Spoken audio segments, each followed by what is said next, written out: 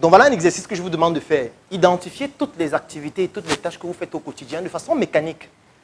Et dites-vous comment est-ce que je peux transformer cette tâche en argent. Si vous ne savez pas comment faire, allez sur Google, vous essayez de savoir s'il y a d'autres personnes qui transforment ça en argent. Et vous allez voir des milliers de personnes qui le font. Et vous pourriez vous inspirer de ce qu'eux, ils font déjà. En commençant par votre environnement, parce que c'est ça qui est plus spécifique par rapport à vous. En fait, tout ça, c'est pour dire que vous devez transformer toutes vos tâches en argent. En fait, toutes vos tâches, tout ce que vous faites au quotidien, vous devez vous poser la question, est-ce que je gagne de l'argent en pratiquant cette tâche directement ou indirectement? Même regarder la télé. Si vous regardez la télé et la télé ne vous rapporte pas de l'argent directement ou indirectement, il faut éteindre cette télé-là et aller faire ce qui vous rapporte de l'argent. Tout simplement. Si c'est votre chaîne de télé, c'est bien. Quand les gens regardent, vous gagnez de l'argent. Vous pouvez regarder aussi. Parce que vous êtes en train de gagner de l'argent directement. Si c'est votre spot publicitaire qui passe à la télé, qui présente vos services, c'est bien. Vous pouvez regarder et dire aux gens que regardez, c'est intéressant. Mais si ce que vous regardez à la télévision ne vous rapporte pas de l'argent directement ou indirectement, il faut éteindre la télé. Ça ne vous sert à rien. Idem pour toute autre activité que vous faites, même les réseaux sociaux. Si vous êtes sur Internet et que vous avez des services et des produits que vous vendez, c'est intéressant. Passez même toute votre vie là-bas. Parce que chaque fois que vous y mettez du temps, c'est de l'argent que vous gagnez aussi. Mais si vous passez votre journée à scroller, si vous passez votre journée à réfléchir comment faire pour avoir 100 likes sur ma photo, si vous passez votre temps à dire que je peux porter quel vêtement pour que les gens disent encore « Waouh, tu es magnifique ». Et il y a quelque chose que je n'ai jamais compris en ligne. On appelle ça le socialement correct. Vous voyez quelqu'un qui poste une photo pourrie et tout le monde dit « Waouh, tu es magnifique, tu es belle ». Je ne comprends pas, nous sommes dans quel pays? Une photo que tout le monde voit que c'est pourri. Tout le monde sait que c'est pourri.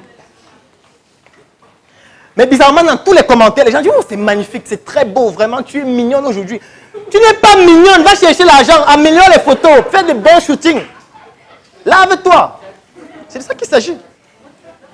Pourquoi? En fait, ce que je suis en train d'expliquer, on appelle ça le socialement correct. Et je vais le vérifier maintenant avec vous. Qui dans cette salle regarde les films pornographiques? Et à chaque fois, c'est le même résultat. Et je vais vous expliquer. Moi, j'ai un ami, il s'appelle Cédric. Il y a un ami qui s'appelle Cédric.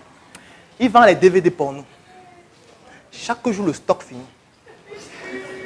Et la question que je vais donc vous poser, qui regarde ça, les lapins? Puisque vous vous dites que vous ne regardez pas.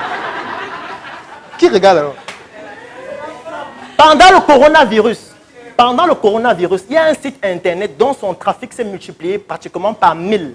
Ce site s'appelle Pornhub. C'est l'un des plus grands sites pornographiques du monde. Parce que les gens étaient confinés, donc consommaient le porno de façon exponentielle. Qui regardait donc? Qui augmentait leur trafic? C'est les lapins qui se connectaient sur Internet. Parce que quand on demande aux êtres humains, est-ce que vous regardez, ils ne lèvent pas le doigt. On appelle ça le socialement correct en sociologie.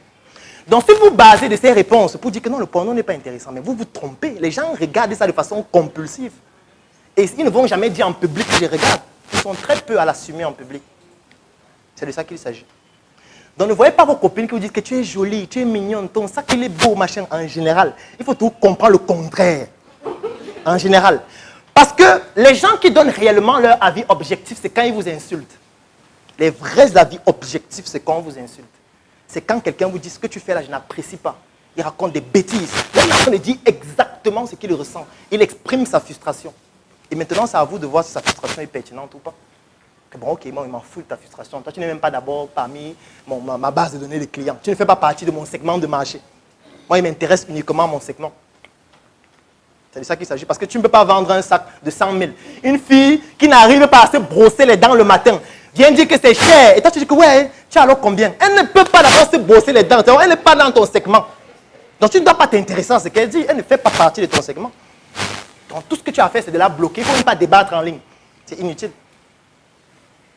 Donc, il faut faire très attention aux gens qui vous font des compliments tout le temps.